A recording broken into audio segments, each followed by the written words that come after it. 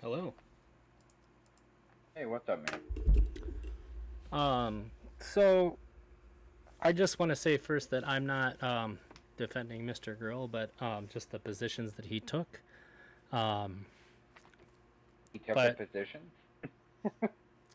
yeah, I think that his position was that even if somebody's going to do something, even if there's a likelihood of somebody doing something bad, we don't necessarily do something that's going to cause irreparable harm to them to prevent them from doing it. Yeah, but I would agree with that. So Okay. I always try to get in the mud with people based on their own personal worldview. So his personal worldview is that there's degrees to everything, right? That there's degrees to everything? Yeah, that things are on a Yeah, spectrum. yeah. So the contention that we ended up with is that we agreed that pedophilia would be very high on the list. So my contention being, of course, we don't try to proactively stop all criminality. That would be insanity. But if somebody already offends and we have a treatment that's almost 100% effective, why would you not give it to them? So I would probably be on the same side as Mr. Girl, depending on the severity of the preventative measure. Probably not a good idea if it's going to cause irreparable harm to the person that it's happening to. And I say this as a father. So what about the irreparable harm? Okay, so let's back up. Um, are we assuming that if we use a less good treatment, that that's okay? Like, Um, let's say that the offense for a pedophile would be 30% higher or 40% higher if you didn't use chemical castration. well, Uh, like is even that is that okay? Or, so, if the rate in which they're going to be more likely to commit it the first time, is that what you're saying? well, no. Or Let's say we knew that the reoffense rate was near a hundred it's near 100%. but it's actually five But point we one had percent. a, but let's just say it was near 100%, just for the sake of argument. I If, for the think sake of argument, it was near 100%, and you had a cure that was near 100%, wouldn't you prescribe the cure? I think that I wouldn't do that, but I would take other measures to prevent them from having access to children. I think if somebody, at Great. that point, I would say that this person is criminally insane, and I would probably have them. I think the most charitable thing I could do for a person like that it has to have them heavily monitored, like a person in a halfway house kind of deal. If not, if it's that high, you say it's like 99% that they will reoffend. Yeah. I would probably have them in conjunction with like a mental health facility to where they get treated to where that number is lowered. And if it can't get lowered, then they probably wouldn't be able to be freed from that. If we had some like Got mystical way it. of knowing. And I'm willing to grant all of this to you. I just need you to tell me why that's the better option, and So then base it and ground it in something that's tangible, other than because I feel that way. yeah, well, I don't know what you mean. Do you think that we have like is like rights as an American? Is that something that you would consider No, to be a I good reason? believe in objective morality based on deontological Christian ethics. Gotcha. I So I believe in personally I believe in utilitarianism. no, I'm a deontologist as well. Okay, And my deontological framework would say if something's wrong, don't do it. And to me, got it. causing harm to another person is wrong, and I could never prescribe you to do it.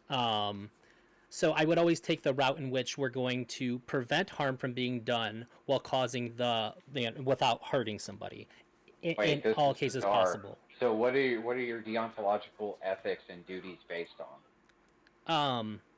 I would say that my most primary belief, I think, would probably be the right to autonomy, like bodily autonomy. I think all of our rights probably stem from having the right to your own autonomy. So preference.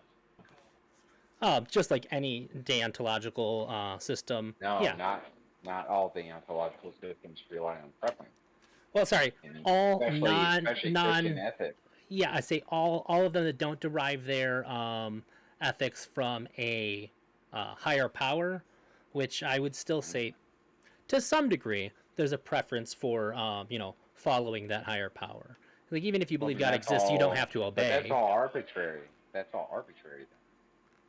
Well, you're starting to If you sound have like Darth nothing, if you have Dawkins. nothing, well, I mean, if you have nothing to ground it in, then your deontological ethics are just basically your own personal code, right? I I would say that I mean, does it have more inherent value if you derive it from somebody else's personal code? No, Yeah, I it would has just more argue that inherent value if you derive it from God's personal.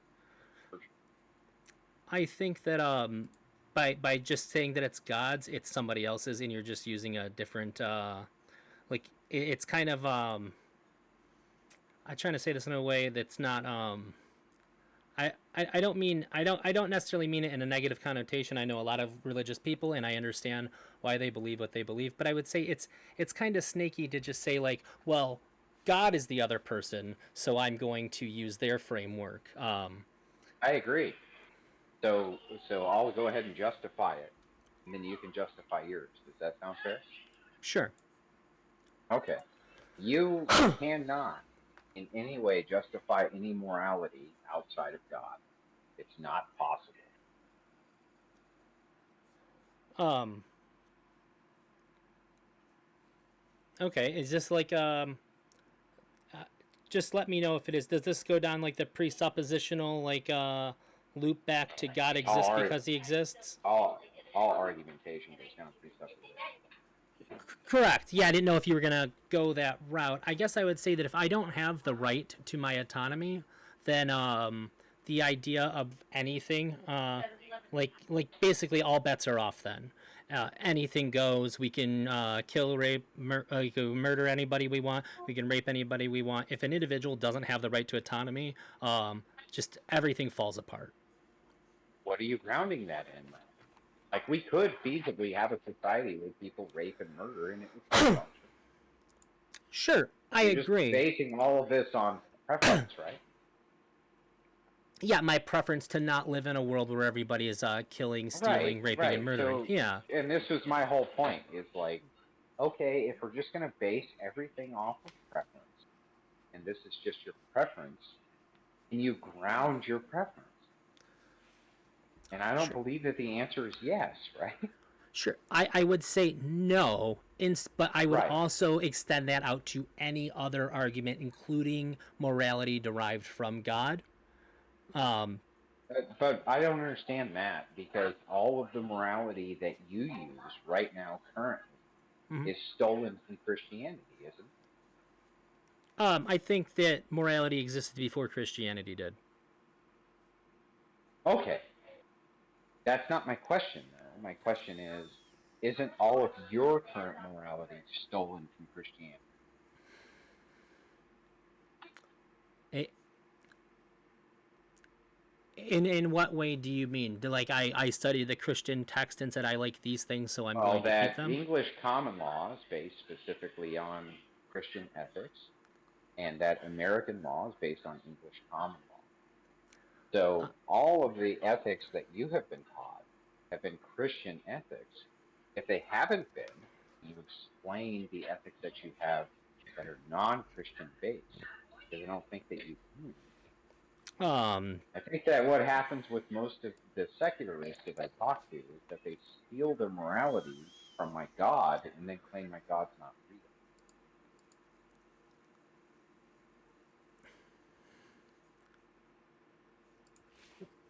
well, I would say that some of my positions don't align with Christian ethics as well. Okay, which one? Um, I think that would you say that Christians are morally justified in well, for one, I'm pro-choice. I'm also against the idea. But you can't justify being pro-choice because you're going to agree with me that human life begins at conception, right? Sure. Well, we've already agreed that I can't justify my moral positions insofar as Well, that I don't have a higher power. let's just say you did have a higher power that said it was okay. Okay, sure. Yeah, If my God says, if human life starts at conception, which I and don't then believe. you're against murder, but you just said you were for it. So when does human life begin? Um, I would say that sentience would be my bar. Ah, but you could never define for me what that means. Sentience? Yeah. Consciousness. Ah, so define consciousness. Consciousness? So, Think like, of could I how I kill would. someone in a coma? No, sorry. Once consciousness Right? No. hang on. Once consciousness begins, once sentience has been achieved, I would say now this thing is worthy of moral consideration. Got it. So then tell me what that is. Sentience? Yeah. Yeah, consciousness, I'm sentience. How do you measure it? Yeah, tell me how. trying to think of a good way to word this so that my wording doesn't get taken out of context here. Sure, take your time. You can even. Yeah, I would just say if you like the want to, ability you to can think. Google the definition. No, I would just say the ability to think, because if you can think, like you know, Well, then you're therefore fucked. you are. I mean, now you really suck because Yeah. Okay. there's no way possible that you could say that a person who's in a coma can think. No, I said that I would ascribe moral value to something once it has achieved sentience. Yeah, but why? Why? Yeah.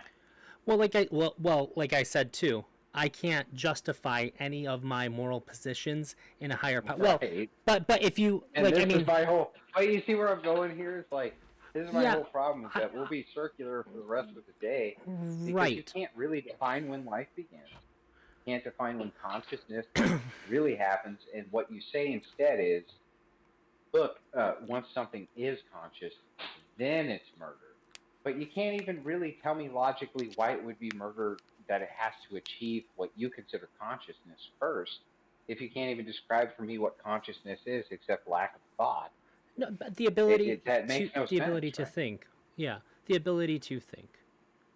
So if a person had the ability to think and no longer has the ability to think, why can't we kill them? If there's no chance of them ever being able to regain No, it, that's yeah, not what I I would say. asked. Okay, then. Well, wait. There's a chance that every fetus is going to have the No, ability. I said to regain the ability. I want to see that benchmark of gaining Fair enough. sentience. So fair enough. I agree. So let's back up. And let me just ask you again. Why is it that they have to have the ability to think first before it's immoral to kill them rather than just the potential to have the ability to think first? Because then I understand that there's a capacity for suffering. For suffering? Yeah, there's a capacity for that. If somebody's unthinking, are they suffering? I'm sorry, can you say that again? If somebody is unthinking, are they suffering? No. Well, then you just defeated your own argument, my friend. How would you even define if someone is thinking? Like, am I thinking right now?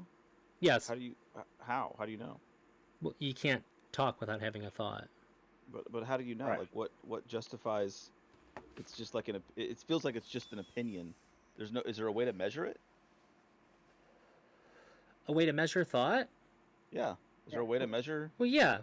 I mean, we do have we do have ways to measure brain waves and can tell when there's thought activity in the brain. Absolutely. But I don't think you need that to justify that there's thoughts. But how do you know there's thought? Thinking is different than brainwave. No, That's the problem. Well, I think. hang on. Without anybody else jumping in. Sorry. Go ahead. Let me just. That's kind of going to the weeds. Yeah. Let me just get back to this. Why is it that you think it's moral to kill a person who's already had thought because you think that the potential is they'll have it again, versus a fetus who has the potential to have thought? You don't see that as being contrarian to your own personal belief structure? No, I would say that once something has achieved sentience, even if sentience is temporarily lost, the potential to have, like, once you achieve sentience, by my framework, I would say that you are now guaranteed moral consideration. Yeah, I get that, but I can't figure out why one's okay but not the other. So if you're in a coma and Mm-hmm. you can't think, and somebody kills you, why is that worse than a fetus that's going to think? Well, we don't know that it will either. I mean, there's Well, lots you of don't know if the guy in the coma will wake up, though. correct. Well, like I said too, like my in this position that you've crafted, or in the situation that you've crafted, we have somebody that has already been granted moral consideration, Yeah, and but we that's have my, something that I but have not by granted moral you. consideration. But Well, yeah, you're do you asking me. I can understand only what answer you're for saying? me. But it's Absolutely. super bizarre to me. It doesn't make any sense to me because what you're talking about is thought potential. I would say that once you have gained sentience, you now have certain inalienable rights. However, if the Based person in the on coma, what? So, based on what? Just your opinion, right? yes, just as much as you base your moral Okay. foundation Well, on your opinion that God is real. I can at least deal with that, right? So I can at least deal with, okay, this is just your opinion. But how is it not contrary to your own worldview and your own opinion to say that your whole metric for whether or not something has inalienable rights is whether or not it has the potential to think? And then say, I'm pro abortion. That makes no sense to me. Because a fetus that has not yet achieved consciousness has not hit the bar for moral consideration yet. Because it is, as far as I'm concerned, something that hasn't achieved consciousness is not alive. It has, there's no part of it that I would call a living thing. So it would be like if So I had. when does life begin for a fetus? When does it have the ability to think? Well, when does life begin for it? Yeah, by your metric. I would So my stance on abortion has always been that once consciousness has been achieved, I am no longer for it. Well, when is that? I don't have an exact time, but I can stake my position Right? on that. I mean, come on, man. Like, you can't be like, hey, abortion is fine, and then I say, well, when? And you go, I don't know. Like, well, Hang on. So when? my best understanding is that it's around 5 to 6 weeks is when the first electrical brain activity begins to occur. But if you want me to pinpoint and say like it's not uniform either, you know, it's not like every single fetus has like on day 40, the 6th hour, 36 seconds, and like 12 milliseconds, consciousness is now achieved. But I would say that. How can we gauge it? And how can we gauge it? How can you gauge it? How can you gauge by your own moral ethical code of it's murder the second something has sentience, and sentience within your code is when it can start to think, but you don't know when it can start to think? How do you justify abortion at all? Wait, would you say that there's no possible way of making a moral statement about something that you don't know everything about? No. Okay, well then that's what I'm doing. Back up, Juanita. Okay, because again, what you're saying doesn't make any sense. Let's say that you said, Andrew, I think that life begins at 4 weeks, and that's when something is sent. So Okay. anything before that, within my moral framework, would be murder. Would that be accurate? Can you repeat that? I don't want to give a false. So let's say that we knew that a fetus was thinking at 4 weeks. That means that it deserves now moral consideration, correct? Yeah, absolutely. Okay. So then that wouldn't be an arbitrary cutoff point, would it? No, if you said we knew it was thinking, no, that would hit my bar. Right. But what if you're confused as to whether or not somebody who's in a coma will regain consciousness or not? Can you kill them? If I'm confused? Yeah, you don't know for sure. There's a 50-50 chance. I would say no. They've already met the threshold for my moral consideration. So Although, so you would have to say no, right? yeah, I would lean towards no. However, if they had any wishes of their own, I would defer to them always. Okay, well, let's just say that there's no wishes present. Sure. So which would you defer to? I would always, if there's any chance that they will regain their consciousness, I would err on the side of it is immoral to kill this person. Well, that seems totally fair to me.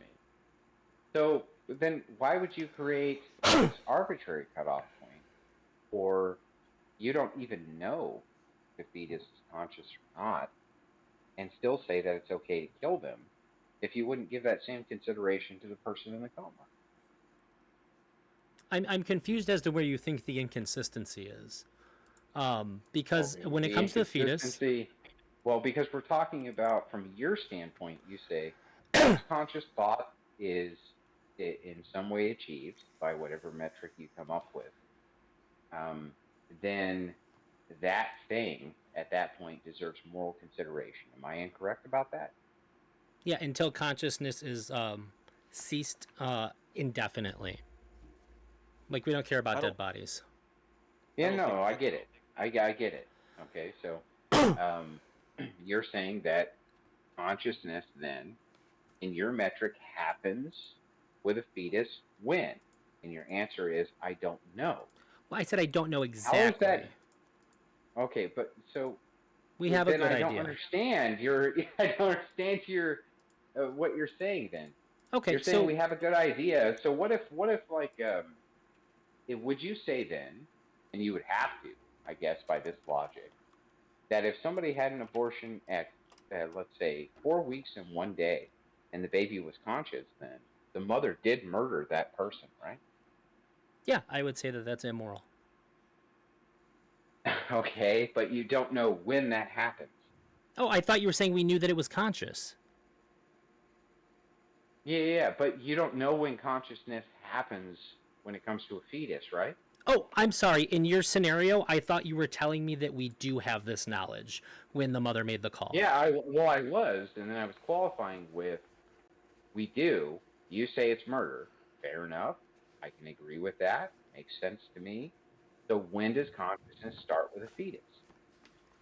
It generally, so all the understanding that we have is that it's 5 to 6 weeks, and I Do would you probably know? I would probably speak as carefully about anything if we're talking about something to this degree of scrutiny, that it's probably, this is my understanding, as much as I can know anything else, that I would derive data to come to an understanding. I would say I'm as Okay, confident so- of that as I am as like the miles per gallon that I get from my vehicle before I buy it. Okay, well, let's just go within this framework then, even though it by itself is inconsistent, I'm just going to go with it, right? So anything past 4 weeks, in your estimation, with abortion would be murder. Well, I would put it at 5 because it's 5 to 6, so I'd say 5 Okay, weeks. anything after 5 weeks would be murder. Yeah, unless we knew otherwise that there wasn't any consciousness. Yeah. Okay, so a woman at 6 weeks has an abortion, she goes to jail for murder, right? As far I get a little sketchy when we come to like legal prescriptions. I think that's up to the law. Well, no, that's not Okay, for so me to somebody decide. somebody shoots my wife in the fucking head. They go to court He and a goes judge to jail decides. for murder, right? The judge decides this. We have a legal process. You'll never get me to say that somebody Investigation should is go done, to. right? Well, that's still, I'm not the judge. But I'm I just don't saying have the there would be- evidence. there would be an investigation, but Well, let's pretend you are the biggest, judge. But the biggest And you punishment had would- 100% incontrovertible proof. Yeah. A guy walked in and shot my wife in the head. And the maximum that you could give him was 25 years. Would you give it to him? Would I give him the maximum? Yeah. Shot my wife in the head in well- cold blood just because she was somehow an inconvenience to him. I don't know if I would automatically give somebody a maximum sentence for committing a heinous crime. Okay. I fair would have enough. to Would you give him examine the- any sentence? Well, yeah, sure. I wouldn't. I wouldn't let somebody walk free. If I was a judge, I wouldn't let somebody walk free. I would try to look at Okay, so let's just precedents. say you Let give me put it them this way: 2 years. I would Well, try to honor the we can pick system the. in the best way that the laws have been laid out and precedents have been set in my best faith Gotcha. effort to, I don't And believe that it's a crime right. deterrent, but that justice has been served that is expected of me as a judge. So let me repeat back your worldview to you. I just want to make sure that we're clear on this. And Yeah. you can correct me anytime that I'm wrong, and I'm fine with that. So you think that people only deserve moral consideration once they have achieved a state of consciousness. Yes. When they have achieved a state of consciousness, you consider them to be human beings, worthy of the same moral consideration of every other human being. So I grant them If, personhood and have the same rights as any other person. Yes. gotcha. If a mother kills, or I'm sorry, aborts her child past the point of 5 weeks, which is when you think that sentience exists, Yeah. they have, in your worldview, committed murder, correct? Yeah, with one exception, and it's the exception that everybody takes. But it's based on my you have the right to your own bodily Yeah. autonomy. If there is any risk to you, to your own autonomy, I would say that it would be self-defense to abort. Oh, okay. Well, what does risk mean to you? Um, I think that it's determined by a number of factors. But if there's any risk, this is where it gets a little bit dicey because if I think if somebody's just breaking into my house to steal my TV, I think that I have the right to shoot anybody who's entering my them? house. Yeah, Sure, because they're a threat to you, right? yeah. I think if anybody's trying to cause me, if they say like, "Hey, I'm going to break your arm," and they approach me in a way that makes me feel like they're going to, I think I have the right to use maximum amount of force to prevent it from happening too. So Gotcha. if there's enough if the person has enough information to where they feel that their livelihood or like their autonomy is going to be irreparably damaged, I think that they would have the right to defend themselves from that as well. And I've even had some. So okay, fair enough. So I would I'm say in that totally situation, catching what you're saying. So let's start at 9 months. At sure. 9 months in the pregnancy, if a woman feels in some way that this child is a threat to her autonomy, should she be able to abort it? Like if she doesn't have give birth to it. She's dilating. Wait, what? Yeah, She's dilating but hasn't given birth to it. Yeah, she has not given birth to it. So I mean, this is more than if she has information that would correctly lead her to that assumption. Yeah. What about eight? What about 8 months? I don't see why 8 months would You be just go all the way back, right? worse. Yeah, or 7 or 6 or 5 or 4. Yeah, I don't see how like decreasing how far along she is would make it less moral. Fair enough. So what information would she need to have? That she would have to have information that would inform her that her autonomy is threatened by it. Just like what about financially? What if she's just threatened financially? Would that be okay? No, I don't think that anybody should die because of lack of money in any What circumstance. if it'll just stretch her pussy out and she doesn't want that? Would that be okay then? I don't think so. Okay. So what circumstances would it be okay if the life of the mother was at threat? Oh yeah, I mean that's the furthest extreme. Like if that wasn't okay, then I wouldn't have any argument at all. Right. Okay. If they said fair enough, I'll just concede that that's true. Absolutely, I'll just hand it to you. If the mother's life's at risk, I understand. Yeah, I don't think anybody would I'll be just against give it- that. Yeah, sure. I'll just give it to you. So what else?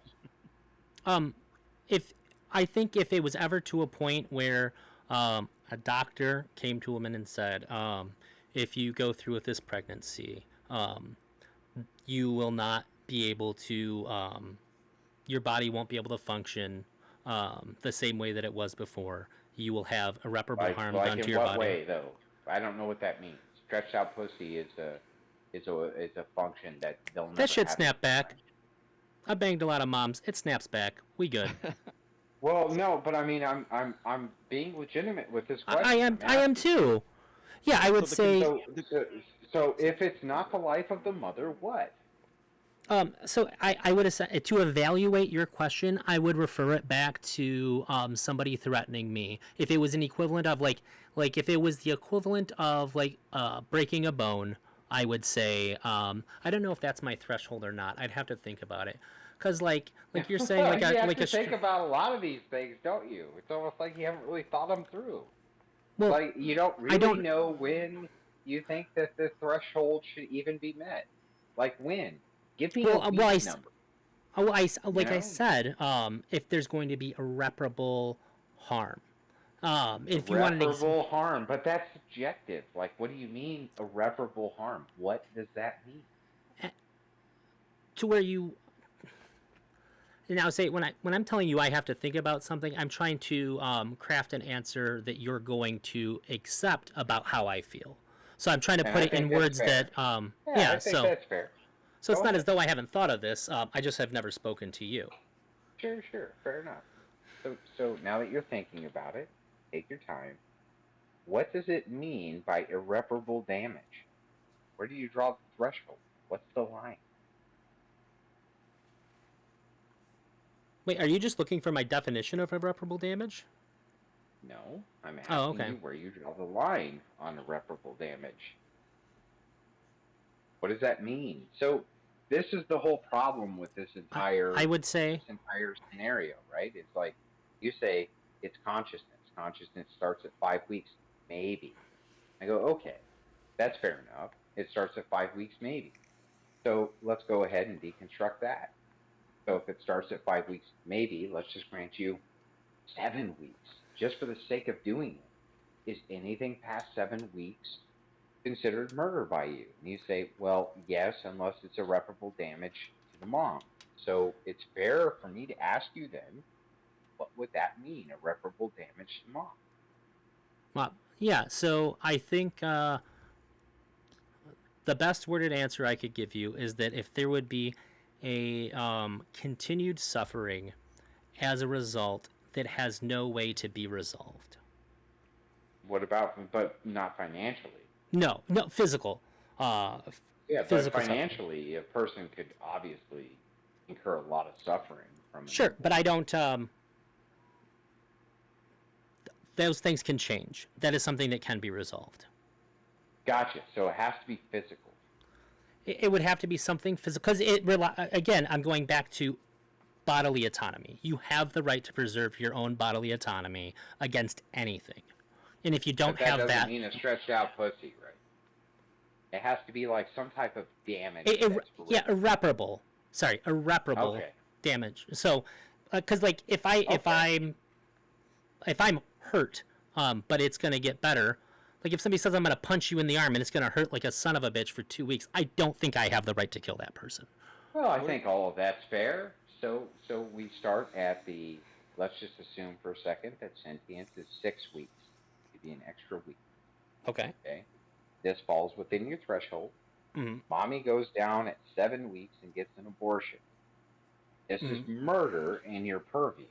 Let's say that she went and saw a doctor, and the doctor said, there's no particular reason I can see why you can't conceive this child. Now we're in murder territory, so what happens to mom? Then she has to face the court. If the court has decided that that's illegal, then yeah, she killed a person. Well, I mean, what do you think? Oh, I think Do that you think it's murder?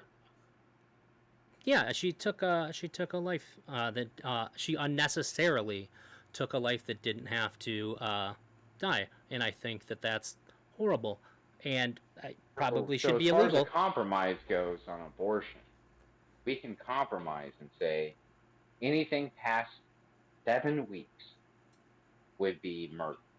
Well, and you need to face a penalty as a mom if there's no actual physical threat to you that's provable, right? yeah, and I think that I extend that out pretty far. However, Okay, great. I also So then acknowledge what was that your problem? So then what was your problem with my arguments with Mr. Girl? I would say that chemical castration is causing irreparable harm to a person. Great. But I'm I'm kind of beside myself now that we're talking about this, because you and I can agree that if you have sex with a child, that's irreparable harm to the child, right? Yeah, I never said you should be able to have sex with kids. So if you were caught having sex with a child, what should the punishment be? You're never going to hear me say that you should harm another person. I'm not necessarily super like pro we need vengeance for whatever, but I would say that there has to be some sort of punishment, because we live in a land of laws where judicial systems are involved.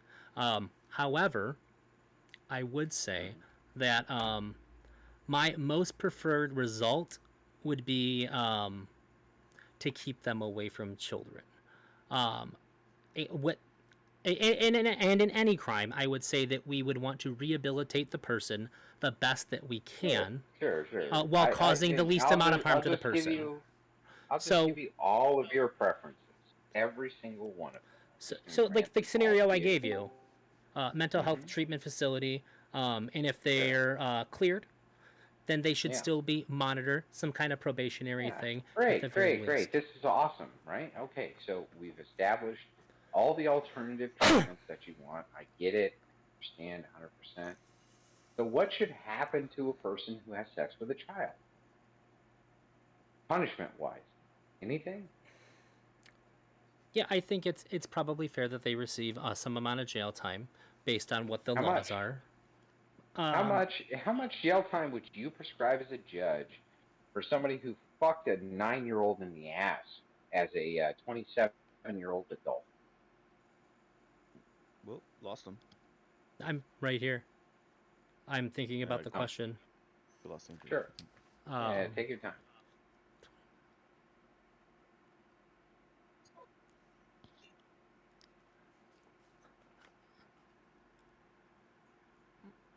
I could probably give you a minimum. What's a minimum? I would say probably a minimum of 10 to 15 years. That would be my 10 floor. years. But I also think... How long do you think that the kid who got drilled in the ass at 9 years old, for life, a 21-year-old or 25-year-old would have to live with that? Yeah, for the rest of their life, absolutely. So do you think that the punishment equals the crime? Or? Well, I'm not really in favor of I want the problem to be solved. I want things to not happen again. Absolutely. Now we're getting on the same. But with respect to the autonomy of both people. What if I offered you a treatment for a person who fucked an 11-year-old boy in the ass at 25 years old, that literally had almost 100% success rate of solving the problem, and you could just release them right back into society?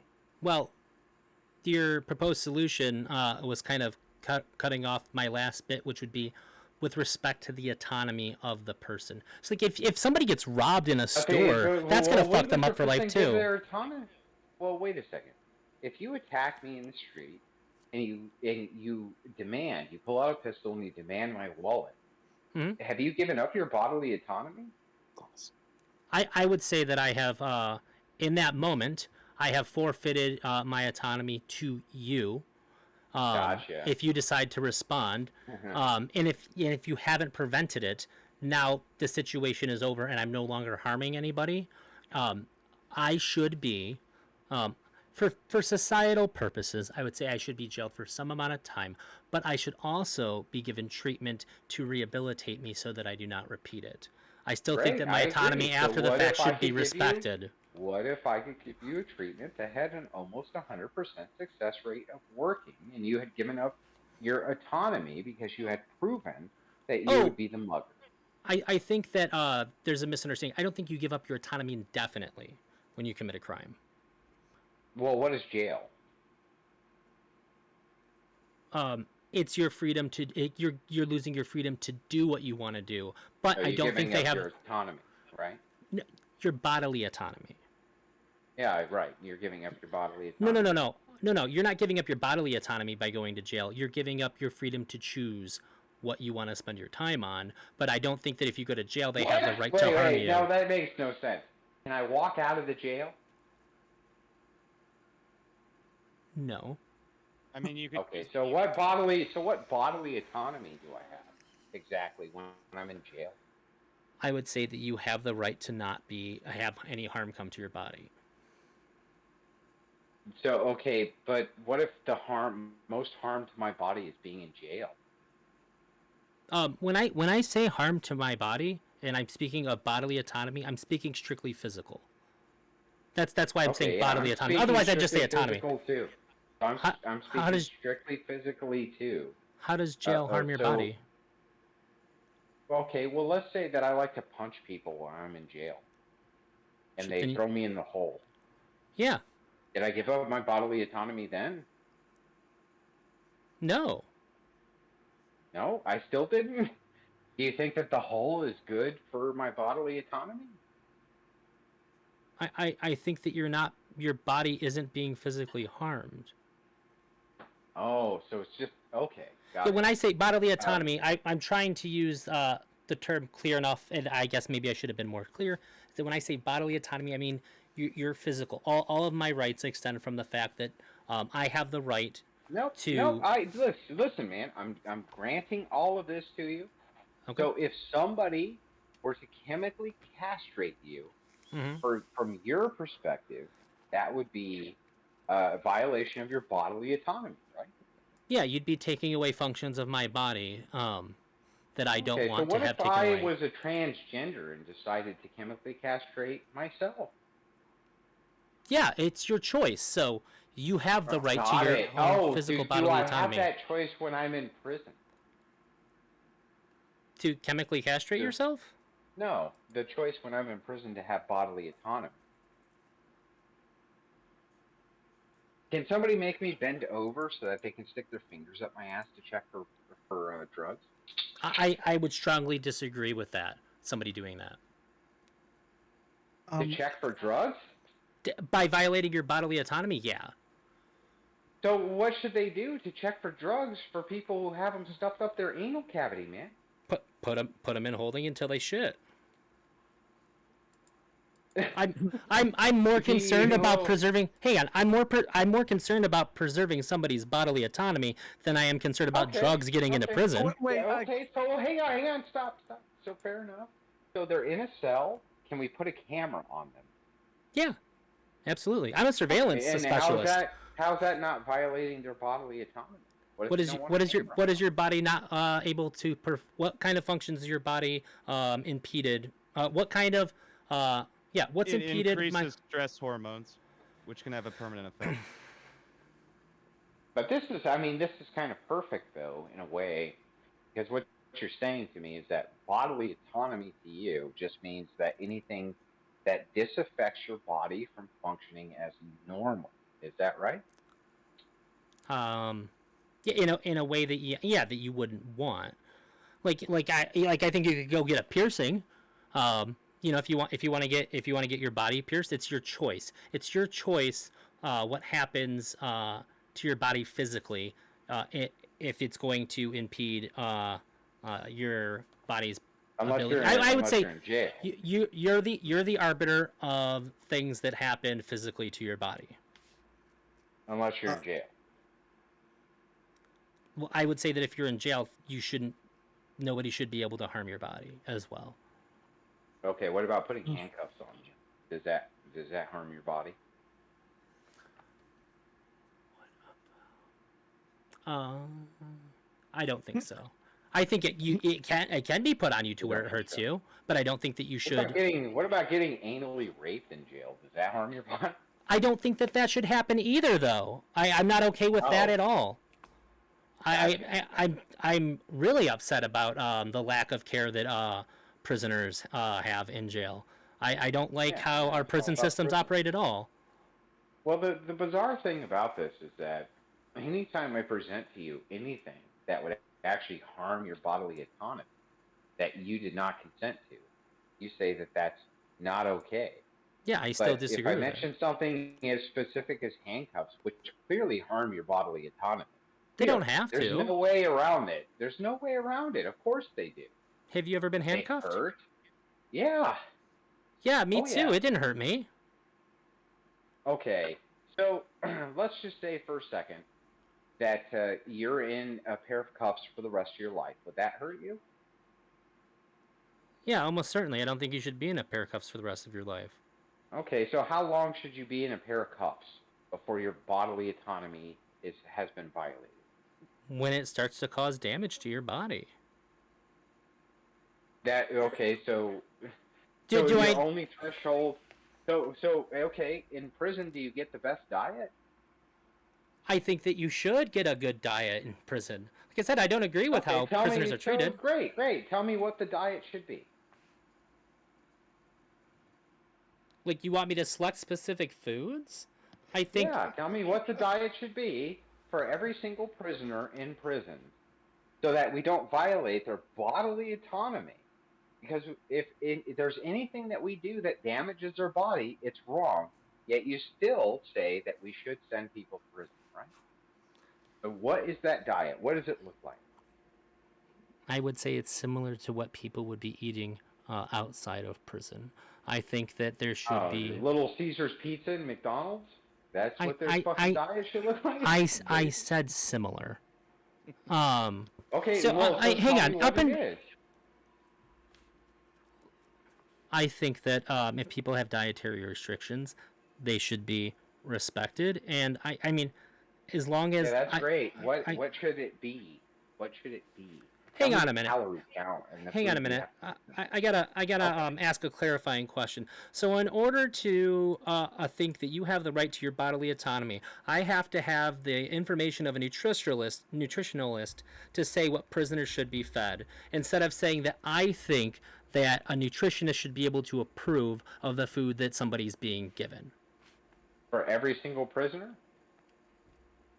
Well, yeah. I'm not gonna say that like 10 people should just go get fucked and everybody else is taken care of.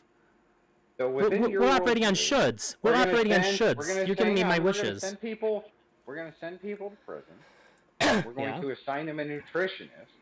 The nutritionist is going to say what nutrition they need to have. Now, let's say that person disagrees with the nutritionist. Should we go with what the person says or the nutritionist? The nutritionist. Really? So the nutritionist says you only deserve gruel.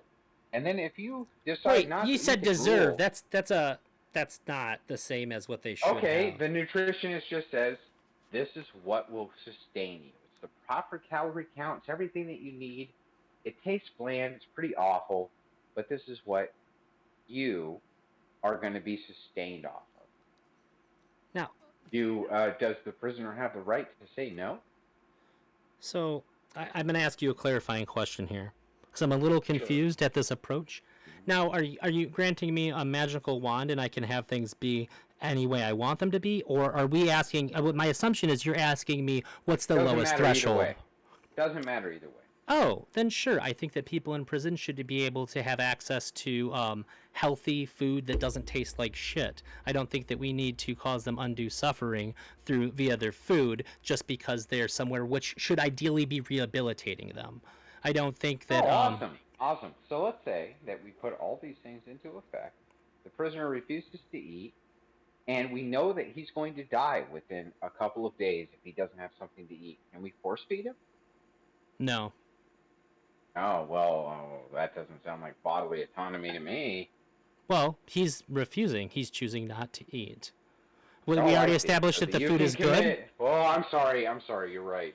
You're offering food. You're saying You're saying that even though we could save his life by pinning him down, stuffing food in his face, and making sure that he's alive, that you would prefer that he self-suicided because he didn't like the grade of food that you were offering.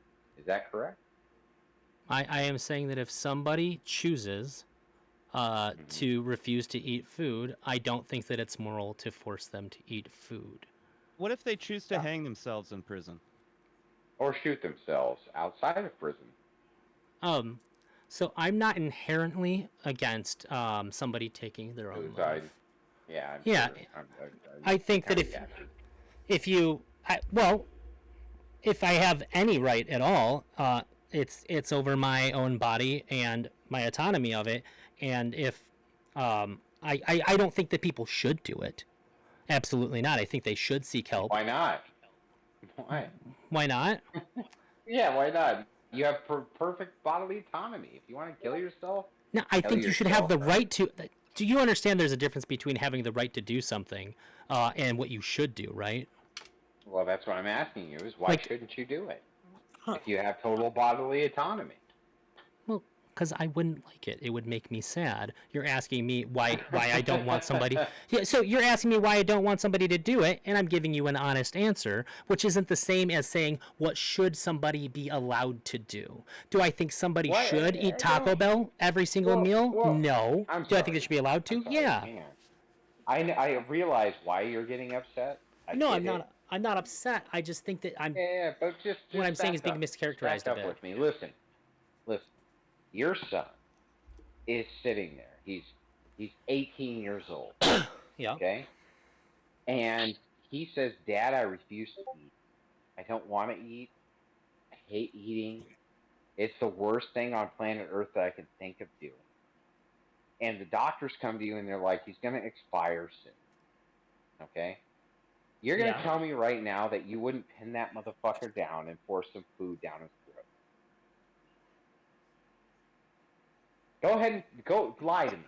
Go ahead. Lie to me. Hang on. Lie to me. Let me put myself in the position, man. Yeah. Put yourself in the position.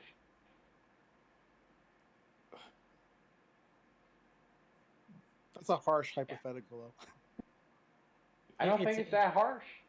No, I don't have any problem with that. Especially if I juxtapose this with a female, right? Then it's really not harsh, because there's lots of gals who have body image Yeah, issues. no, to the my point that they ex- really won't eat. My ex-wife ended up in the hospital a lot because she threw up all the time. Yeah. So I've been in similar So the situations. thing is, man, is like, but she had bodily autonomy. Let her throw up, right? Yeah, I did everything I could to dissuade her from doing it. But Why, though? She has bodily autonomy. Why would you dissuade her, you fool? well, she does have the right to not take my advice. See, this is the thing. I feel like you're getting like when I give you a bottom threshold of like what is the minimum acceptable thing, it seems like you're taking that to mean my preference for what somebody should choose to do. That's exactly what I think. Otherwise, you wouldn't advocate for it. And you know what? I'll prove it in reverse by allowing you the same amount of Q&A with me and my deontological ethics. And then we can determine which one of us is actually consistent with our worldview. Go ahead. Can I throw you a 45-second curveball first, Strazzy? On That's up the to- abortion that's- thing? That's up to So you Andrew. You said Yeah, consciousness. sure, of course. You said consciousness was the threshold there? Yeah, Would first, you define consciousness as the ability to make calculations on external stimuli? would I consider consciousness to say it again? The ability to make calculations on external, on like the real world. No, I would just say if you can think. But what is that thinking? Is that making calculations, having like an internal model of an external reality? I don't think you need to be aware of the external reality yet to be worthy of consciousness. I think that if you have thoughts, that should be preserved. Like you are Right. rather that you should have the right to. But The the autonomy. thought itself is a model of some. It's an abstraction of something else, right? At its basis, right, we have neurons firing. They're doing calculations in a network. Sure, if that's what you're saying, then okay. At 16 days after conception, the neural tube is fully formed, and that is doing calculations very much like neurons do. If it's You could so, create a neural net or another AI sort of artifice out of these neural tubes. They are doing that at 16 days. hang on a minute. When you set me that, I'm not really sure what you were saying, and I thought what you were then saying to me that this thing has the capacity for thought. So I think that was actually something that I was going to bring up if we got the chance to critique or whatever. Is you said it at 5 weeks that's when the fetus starts growing and starts thinking, but we see that all of these cells that do all of those things start growing a lot earlier.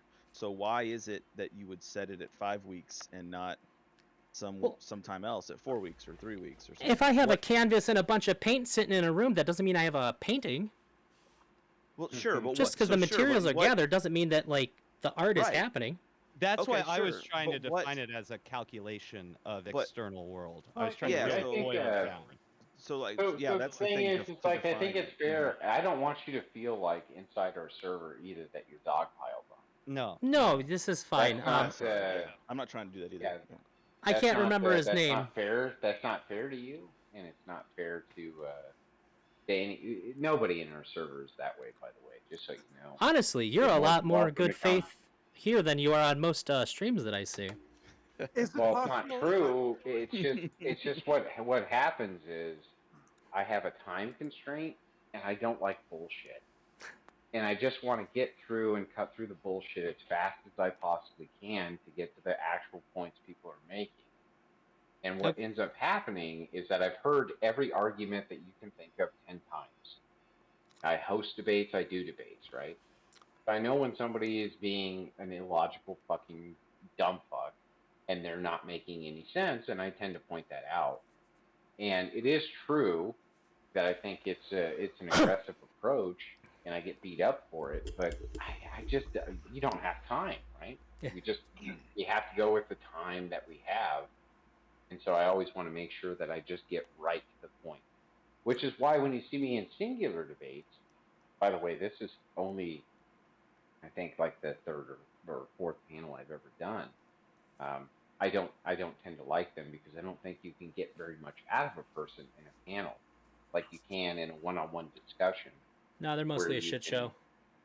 Yeah, where you can get through, and there's a portion of it that's entertainment and this type of thing. But we have understand. people inside our server from all walks of life, be they transgender, be they xenogender, communist, everything across the board. And it'll always remain that way because we're a debate server.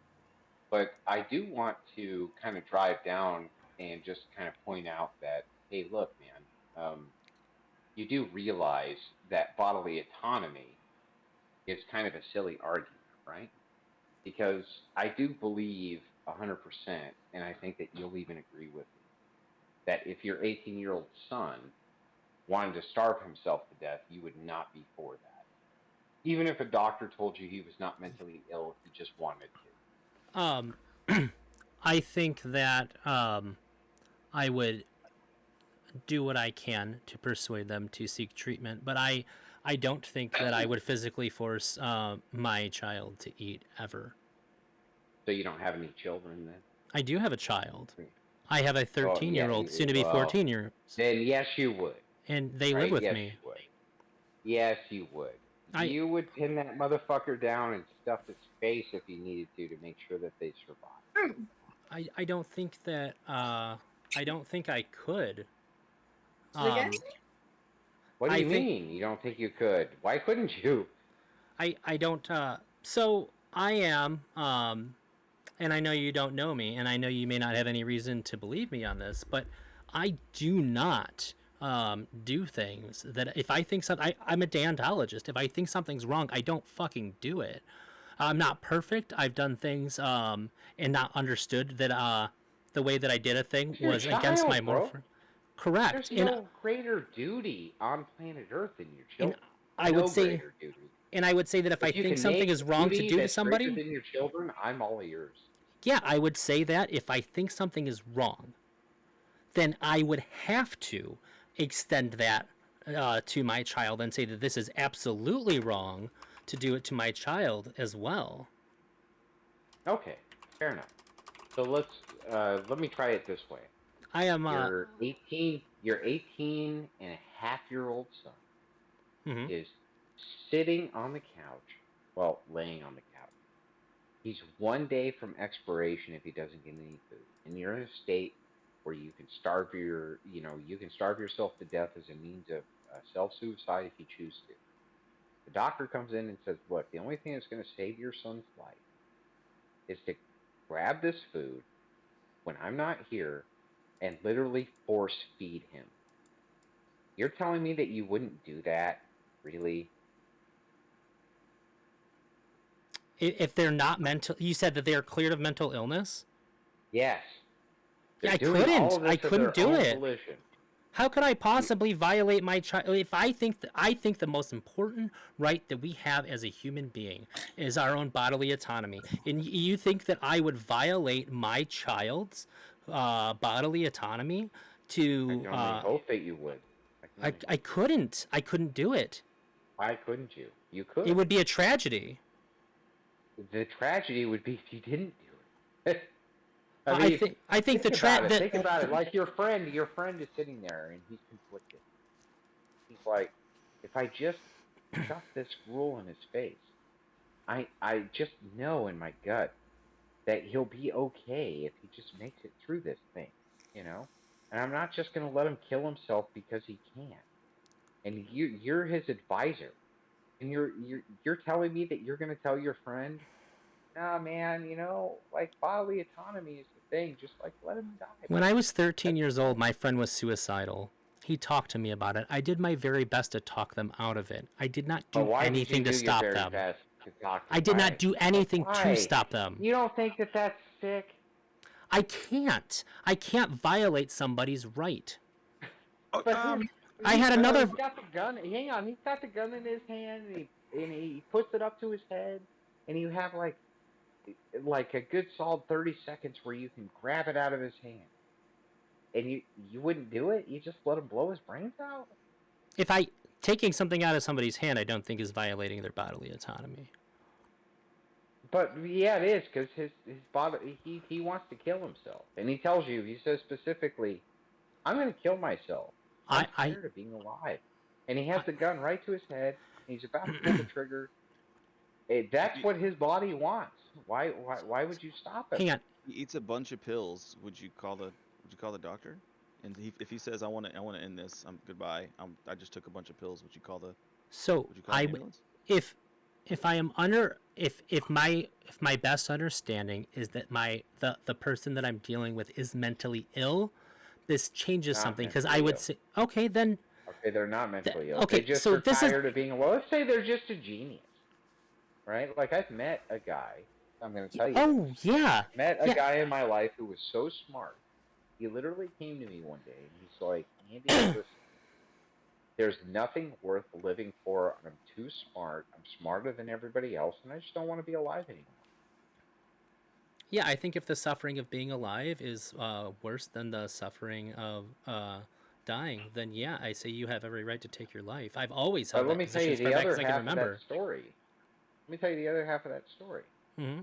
I told him he was a fucking idiot, and that I was going to punch his lights out if he ever said something like that again, and that if he needed to talk, give me a call. It was fleeting. Okay, it was roughly a year of me talking with him.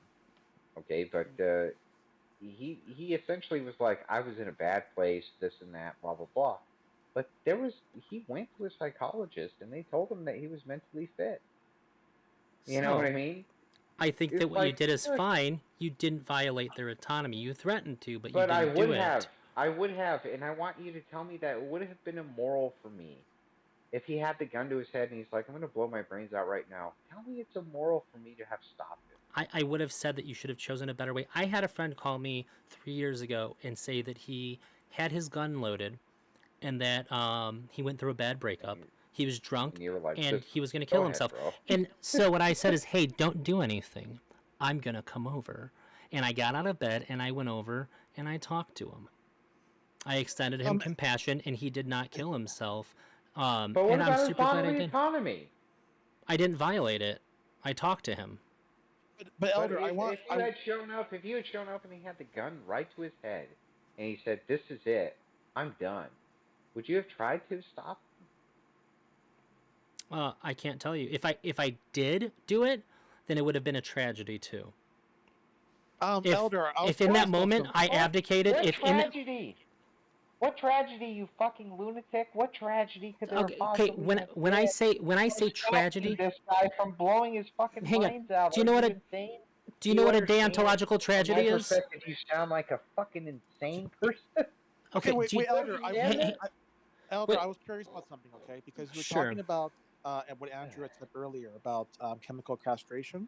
Uh-huh. So let's say, for instance, that it was like Andrew said, okay, it was 100% proven that chemical castration could prevent sexual assault of minors. Okay, now if it was a medical recommendation that this would prevent molestation, and if that person was released into the public, wouldn't the autonomy of the potential victims be preferenced over his autonomy? Because let's say that the person said no, they don't want to be surgically castrated, but if they're not, there's a chance that they can molest somebody. So Yeah, in that particular example, whose autonomy would get preference? The I don't potential victims? I don't believe in prevent, like I wouldn't believe that. So just so because I don't want to, like, dogpile you or anything. But Yeah, I would say the right to for- bodily autonomy supersedes the potential for harm. Okay, so you would say that even though there was a certainty that the molestations could be Which part of your deontological ethics take harm into consideration? That's bizarre. Take potential harm? Yeah. I don't believe that is a factor in comparison to, like, if we have to violate somebody's bodily autonomy. Yeah. Where's the deontology here? This all sounds utilitarian to me. This all sounds like outcomes are what matter to you. No, it sounded like the outcomes are what matter to Alteros. Maybe you got who was speaking confused. No. It's not the outcomes that matter to Ultros. He's using deontological ethics. He's saying it's always wrong to do X. So I'm asking you, when is it always wrong to do X? Wait, I'm confused. I think I've stood my ground and bit every bullet you've thrown at me. Well, so in your worldview, the only time it's wrong to do X is when you violate a person's personal autonomy? Yeah, if somebody is currently violating somebody else's personal autonomy, theirs is forfeit while the action is taking place. Well, then you're fucked. And I won't explain why. I'll just give it back to Ultros. I'm sorry. I understand. Oh, hang on, though. I didn't get to finish what I was saying prior. When I say something is a tragedy, I'm talking about a deontological tragedy where you are given two choices, and that by either acting or deontological tragedy. I'm trying to explain. Okay, it is something, and I'm going to explain it to you.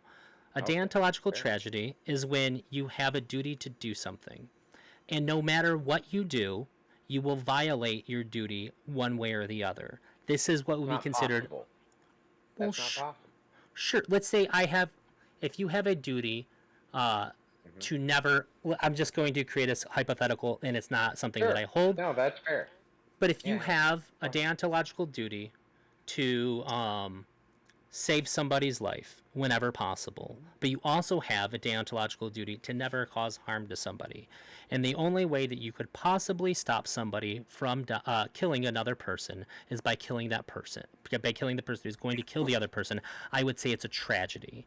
An action must be taken, an action that does violate your duties, but one must be taken because no matter what you do, the outcome will go against the principled position. This is a tragedy. Well, fair enough. So let's explore that. Is there an order to duty? So wait, what is that called? Yeah, like if there's an order to duty, then you're basically moving into utilitarian. And all no, you're not. You're not. How could you possibly be moving into utilitarianism by Well, saying there's an order to duty? That makes no sense on its face. What are you then talking about? well then maybe I'm confused about what you're saying, because in my mind, Okay, if is you there an order to duty? like you're saying, is there like a priority list? Yes, there's always an order to duty. Yes. I would say that if something is wrong, then it's always wrong. That you should Okay, always but do what about the you're supposed to order do. to? Okay, that's not what I'm asking you. I'm asking about the order to duty, meaning some duties take precedent over others. Yes. I need to ask a clarifying question on that then. Sure. Hmm. If you're saying that some duties take priority over others, are you suggesting that it would be okay to abdicate one duty in favor of another? If the precedent of the duty that's above it takes precedent, yes. An example of this would be, let's say you're in the military, and you have a duty to challenge everybody who comes to a post that you're at. Uh-huh. However, if they happen to be a general or above, your duty then is to just salute them and let them pass. You're giving The me duty nightmares that if you takes can't. the duty that takes precedent is to salute the general as he passes rather than to challenge him. There's always a order to duty. Oh, then I That's would just the one thing say about deontological ethics that's so great that utilitarianism does not have. Utilitarianism has no order to outcome. then I think This is why deontology is superior. so if the way you describe it is you're describing two different duties, but to me that would just be one duty. The duty would be to check everybody who isn't a general or above before they pass, and that's just one duty. Well, but which one takes That's the precedent? same. It's the same duty. You check everyone who isn't one of these people to pass. I would say if you have to prioritize your duties, then you're probably just framing what your duty is incorrectly. Okay, fair enough. So I'll give you a different example, and I'll still use the military to do it. Okay. So let's say you have these two duties. The first one is if you are about to be captured, you must kill yourself. However, if you are about to be captured and there's only one enemy troop and you're down to your last bullet, in both these scenarios, you are to shoot the enemy troop. You're unsure of how many enemy troops are about to invade your bunker, and you only see one. Okay? Uh-huh. So if you were to read off your list, the first precedent is if it's only one enemy troop, you shoot him. Okay. If there's multiple, you shoot yourself. But the priority is that you must shoot yourself if you think that there's more than one. Which duty takes precedent? That still just sounds like the same duty to me. It's just dependent on What- how many I it's think there not, are. Though. It's not. It's Then maybe I'm not the misunderstanding. same duty. It's not the same. You have a precedent, an order of operations, like you do with everything in life. The order of operations is if X happens, you do X. If X does not happen, you do X. However, there is a subjective component to it. The subjective component is you don't know for sure, so you have to use your best judgment. So you'd have to default to the greater duty, yes.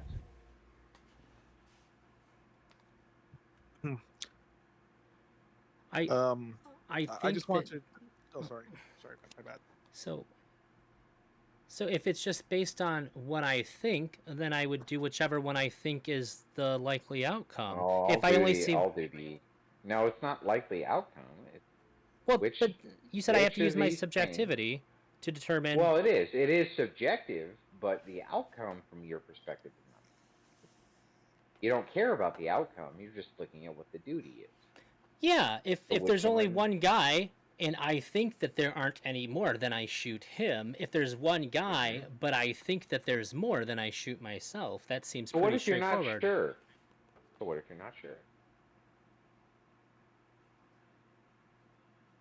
If I'm not sure that there's another one.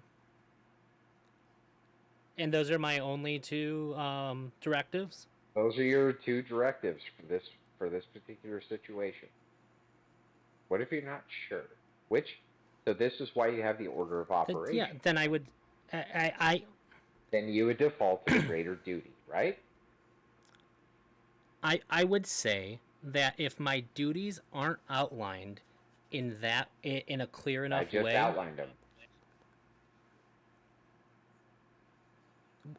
yeah, but what I'm saying is if my duties aren't outlined enough or well enough to where I'm in a situation where I don't have a clear idea of which one is correct, then I would have to assess the Default, situation. yeah, and default to the greater duty, right? No, I would default to what I think the likely outcome is in that situation. Or like what Well, sorry, that would be I would utilitarian. hang on. Not Yeah, I know. I was before I was even done speaking. I realized I said something that's not indicative of what I think here. I would assess the situation, and I would respond to what I thought was happening. With the If greater I duty, right? With the greater duty, you can just say it. It's okay. Like there's this is how duty works. But You always have a precedent, you didn't even tell right? me which one Or was the greater duty either. okay, well the greater duty in this particular case is to shoot the person before you kill yourself if you only think there's one. Okay, sure. If I only think there's one, then I shoot them. If I don't know, then I would say that my And duty you then would be to do my best to find out before taking the action. okay, but you don't know, and you can't find out. Yeah, you'd have seconds to react in this scenario, right? Yeah, then I would probably just react without a lot of thought, and I would call that a tragedy. You wouldn't just defer to your duty. I don't know what I would. I would probably just act on instinct, and call it a tragedy. Be- because I Okay, didn't know which. I didn't know okay, have enough information. These things have been drilled into you for like 20 years. Okay, 20 years, your duty has. It's just been just feed into you. Mm-hmm.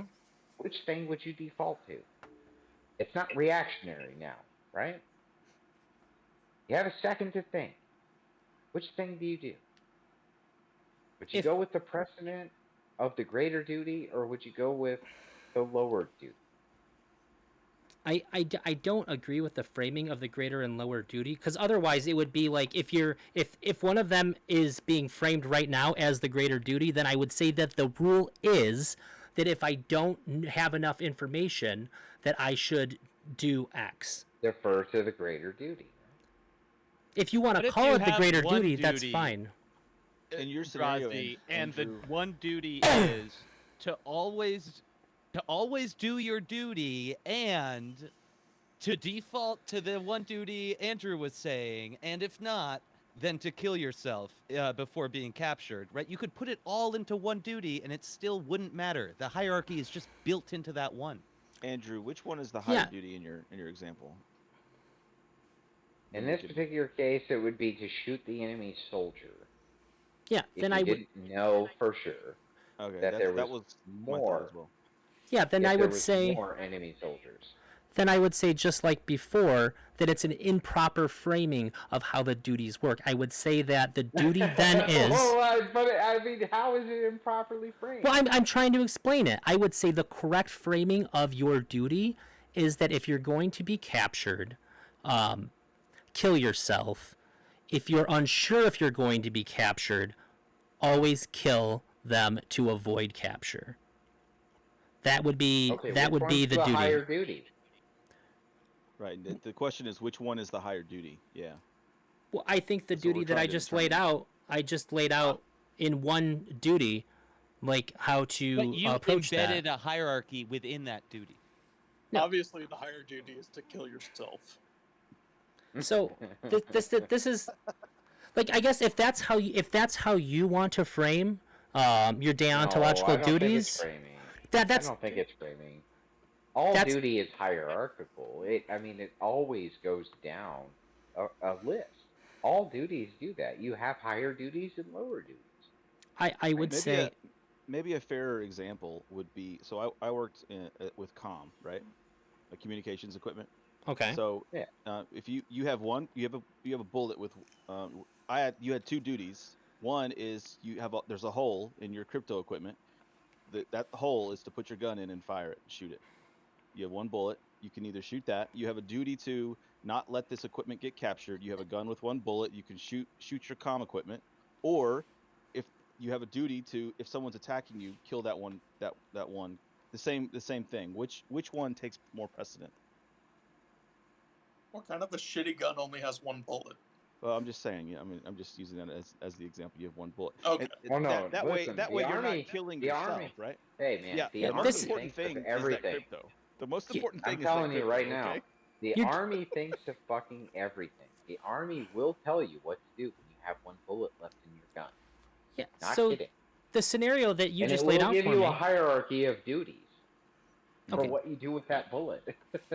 Yeah, like In I'm my saying. scenario, it's definitely shoot the crypto, but every time. But Hang on. know. So, what you're saying to me? Yeah, it just seems like what you call a hierarchy is the proper framing of what your duty is. Then, I think we're just So using you're- different. so- no. There's two duties. We're just trying to ask which one would be the higher duty, and then that's the question. No, I understand what you're Mhm. saying, but when I frame a principle, or when I frame my duty, I would frame it in a way that encompasses the most. If you want to call that listing it as a hierarchy, because I have contingencies for what to do if, like an if then into it, I would just say that I'm very good at framing what my duty is ahead of time. Okay, fair enough. Fair enough. But I Okay, think do you that's have a what we're both duty- saying. Do you have a duty to kill on behalf of your family if they're being threatened? Do I have a duty to kill them on behalf? On behalf of your family if they're being threatened. Yes, Physically, yes, right yes. then, in the spot. A man breaks into your house with a gun. Do you have a duty to protect your family and kill that man? Or do you have a duty to make him coffee?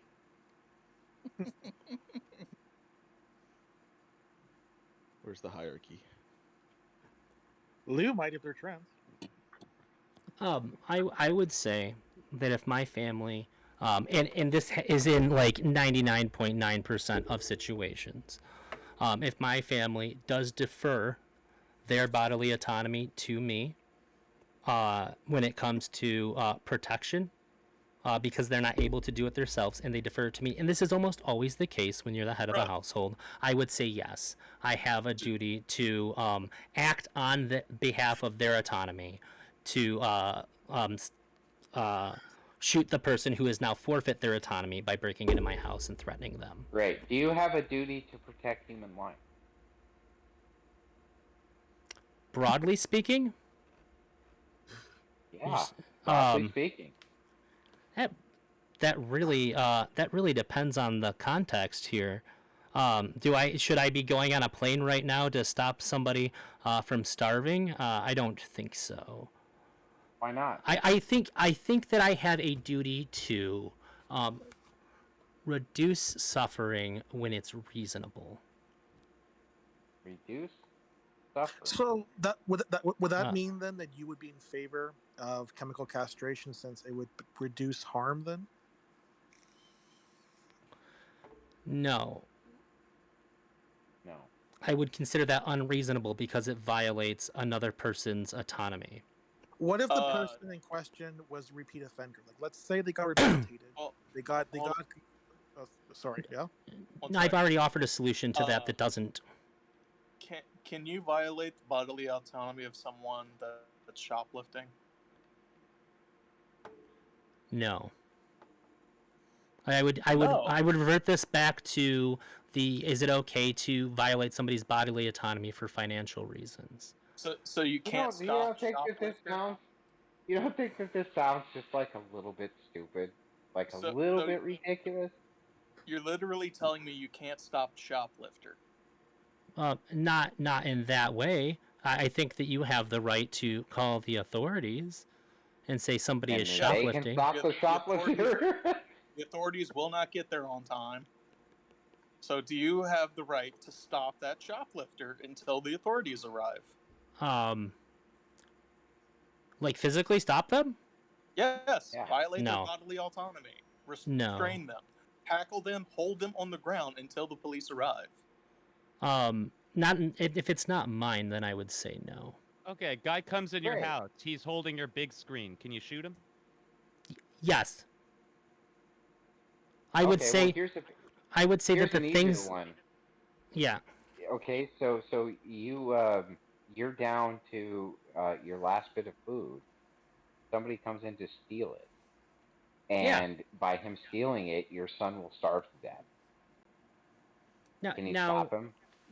yeah, I would say that the things that I have used my bodily autonomy for, like I've worked for 20 years, right? I have eroded parts of my body in exchange for things. I would consider them an extension of my bodily autonomy. So you can shoot somebody for stealing your but- TV, but you can't stop them from stealing from your store. Well, it wasn't my store in this scenario, but hang on though. I would also say though that that's the maximum end. If you can't, I would say that you do have a duty to reduce their autonomy as little as possible, but it can extend up to killing them. Holy What- God! What? It's like, have you ever thought about this shit, man? Yeah. What determines that? I'm being, like, I want to stop everyone for a second. I really want to ask. Do you think I'm being But dishonest? I just want to know. Well, no, I don't necessarily think you're being dishonest. Okay. I can't understand how a thinking man can come to these absurd conclusions. Look, Maybe if I've just someone thought about it breaks a lot into more your than other house- people have. If somebody breaks into your fucking house and you shoot them in the face, what's the problem? Honestly, what's the problem?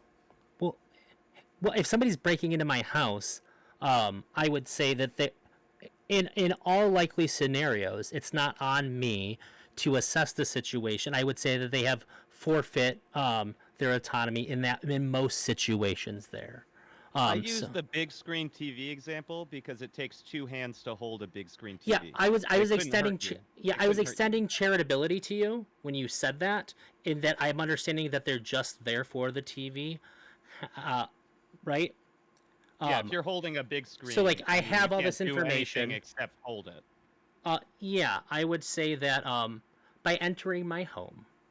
But and Andrew's almost- comment of where did you get this though, Drazzy? Because earlier I was like, yeah, what fucking book? This is what I was thinking. What fucking book did he read to convince himself into this crazy, this crazy structure? That's where my mind went. Like, I didn't get it from any specific book. I do read a lot of philosophy. I do engage with a lot of material about ethics, and I make my own determination Are you based an on how I objectivist, think by about the way? things. Am I a what? Objectivist, by the way. An objectivist. What do you mean when you say objectivist? I just want to understand. That's exactly what an objectivist would say. That's kind of funny. Okay, well, I guess specifically, I There's guess some kind of external object that you would measure your morality by. An external object by which I would say that again? Ayn Rand. An external object by which you would measure your morality by.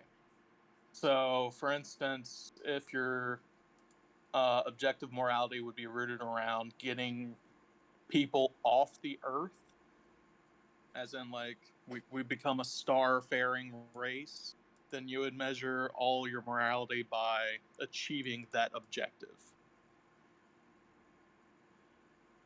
No.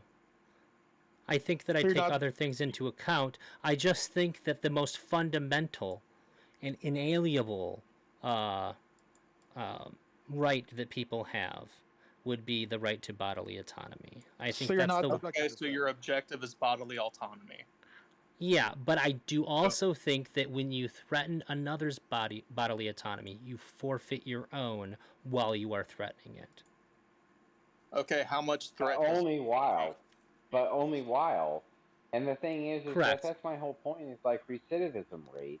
If the recidivism rate was 99%, you still are threatening other people's bodily autonomy, aren't you? Yeah, and I did offer a solution to this that is not chemical castration that I think you would agree is quite good What's- at preventing it from happening. But the chemical Well, but castration it's would be- not. It's not perfect like chemical castration, though. Right? Yeah. Sure, I am weighing the person's bodily autonomy against this, and I'm coming up with a solution that respects it while also doing a very good job at preventing. Why should I respect it? Wait, Why is what it was my the duty to solution? respect their bodily autonomy if they're I'm going not. to have a 99% recidivism rate? Why should I respect it?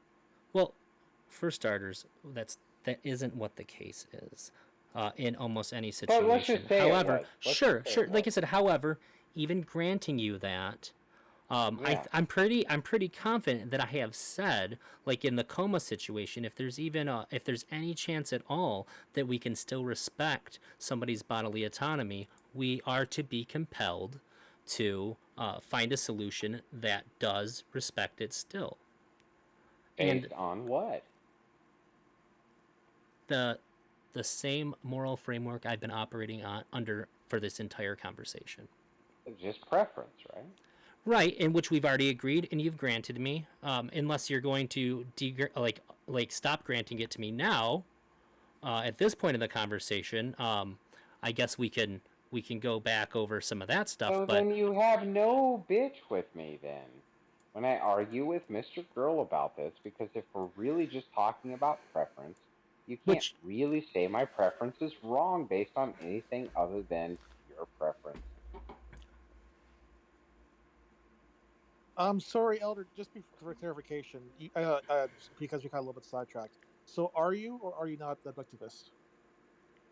No, like, do I believe in objective morality? Is that what you're asking me? Because it seems like an objectivist standpoint would say that like this is like you have one goal in all things, like, and that's all that matters. I wouldn't say that that's all that matters to me. Oh, I okay, do definitely so have. then. Yeah, I would just say that. Yeah, I would say that. So the reason why Would bodily you say autonomy you have is a so. hierarchy of mattering?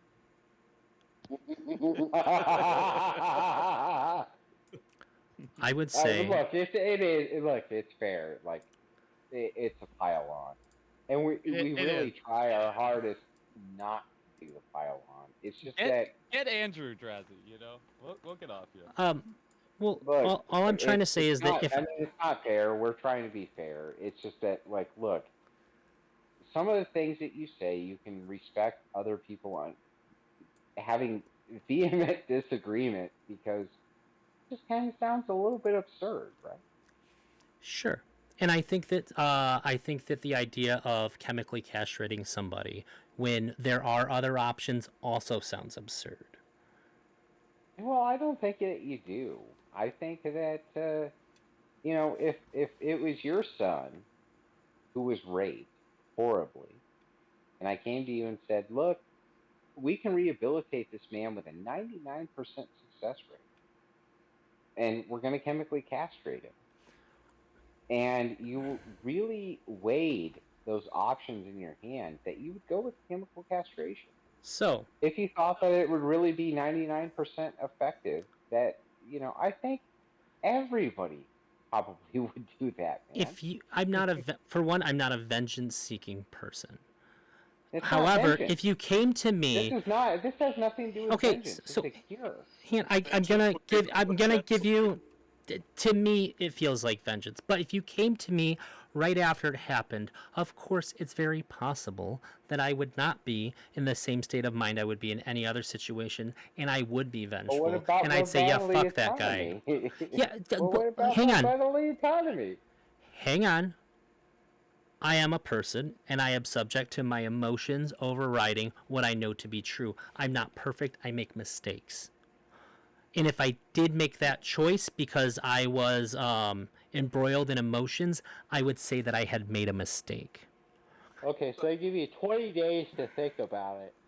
I still think that you would say No way. if there was 99% that he would never offend again, and that he could be released right back into the public. Like, let's say that this was something that he couldn't help, right? Unless he had this chemical castration, and then all the impulse went away. For 99% of people, why wouldn't you say okay? Because I don't think it's right. But but you understand that defies that literally it defies defies logic. the way that it defies the way that you would feel in that situation.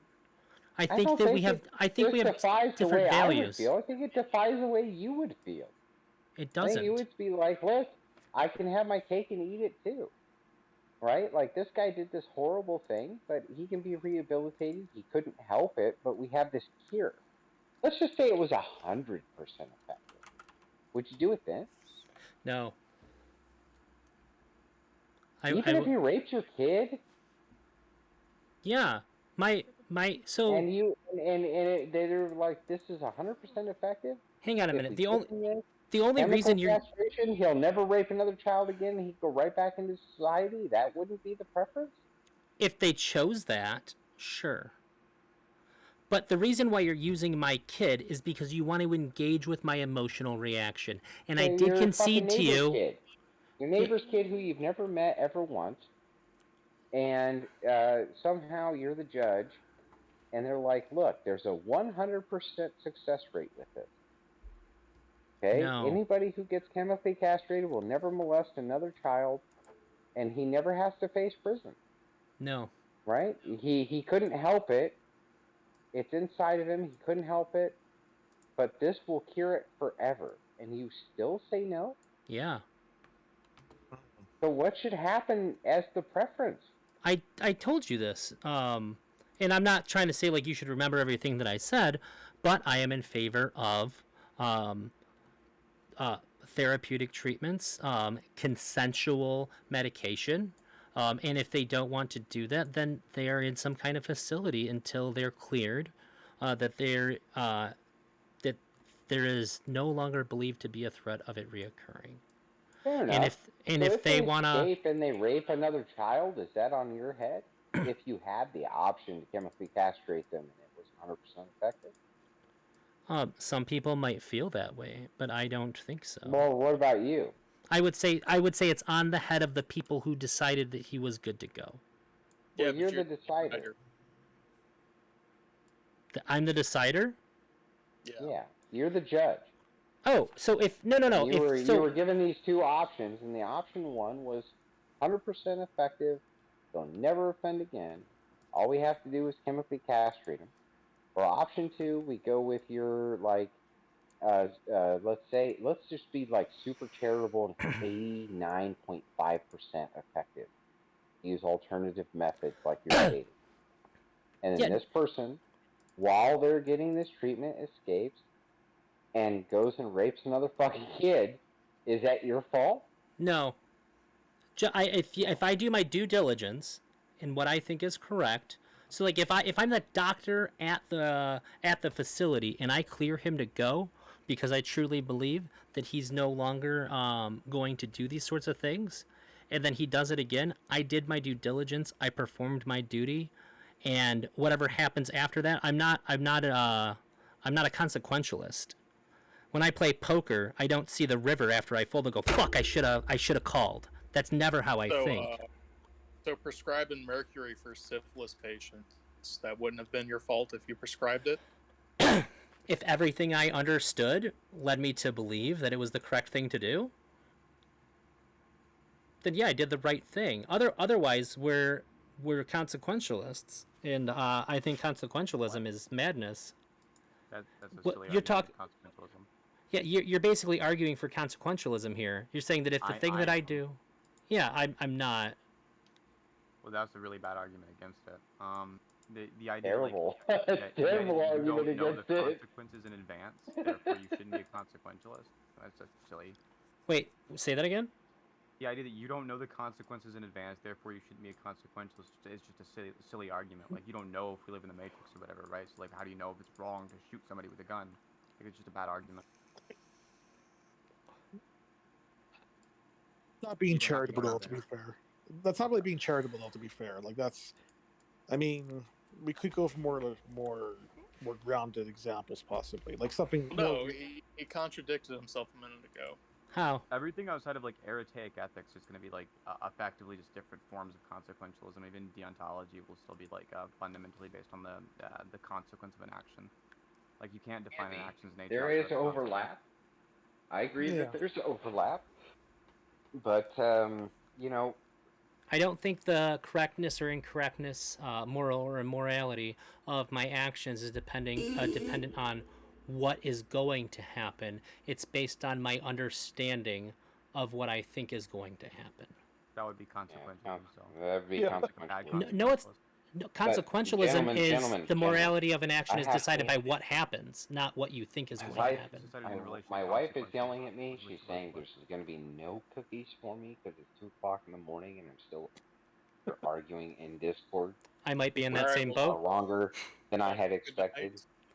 But I would like to thank you for coming into the Discord. I hope you stick around, and you know, we'll talk more, man. Thanks for your time. I appreciate it. Sounds good. Can I ask you one question? Yeah. Before you go, do you think I was good faith and honest during this the entire time? I do, but just like with Mr.Girl, I know you think I'm crazy. this is no. It's not. It's not crazy. It's just that I get very frustrated with people who go, well, yes, my worldview is inconsistent, but at least I'm honest. That's not really honest.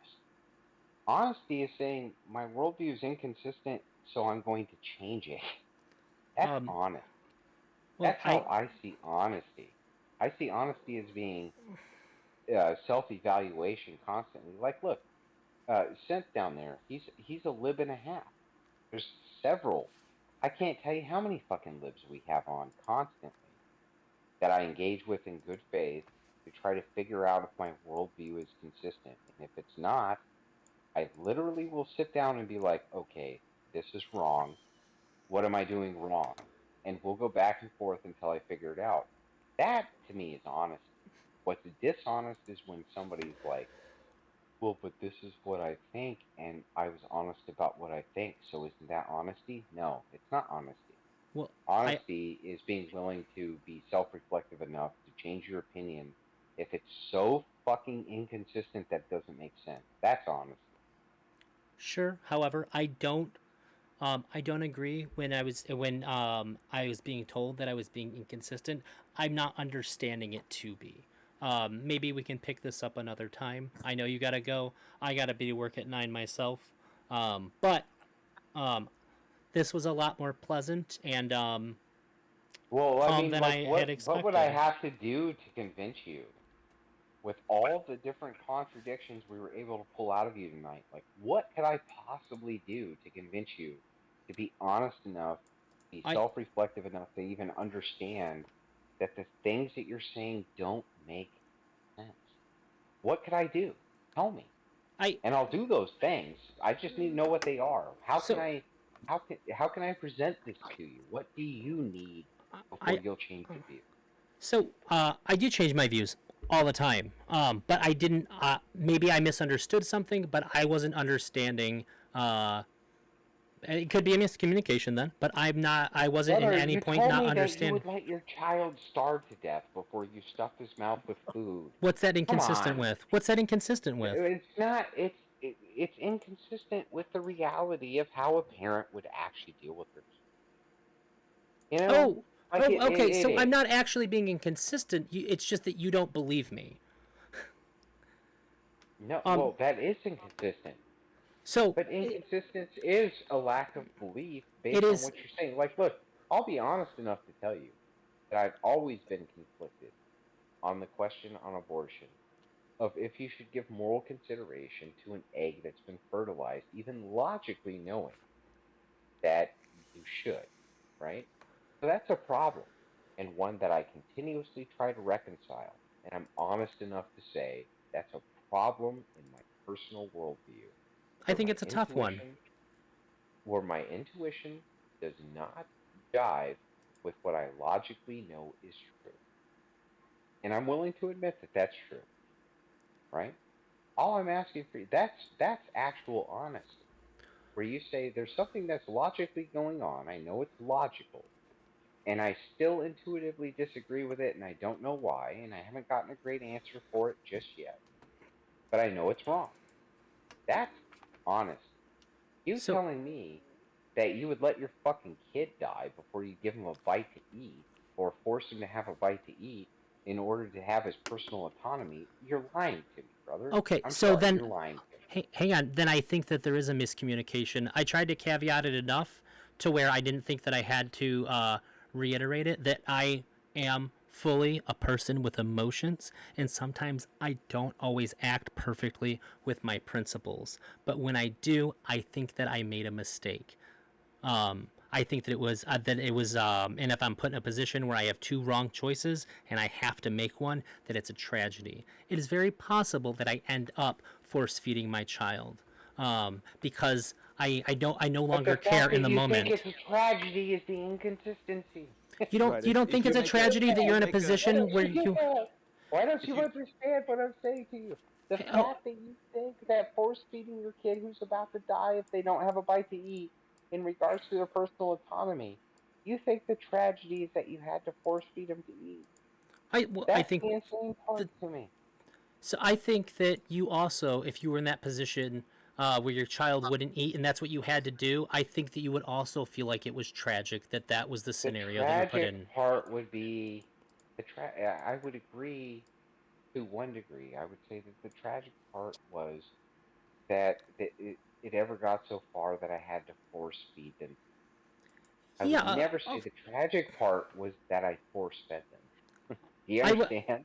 I would also say we never talked about what led up to that. You forced me into the situation when we're already here. Of course, if this was going on and I would be doing everything in my power to be talking to therapists. I'd be trying to get them to go. I would be doing everything to prevent that from happening. I love my Yeah. child.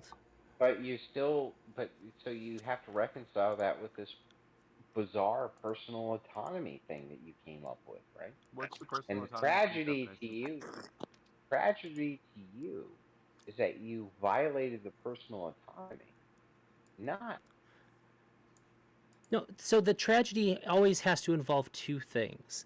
The tragedy is that either my child dies, um, or which I would say that I also have a duty to prevent.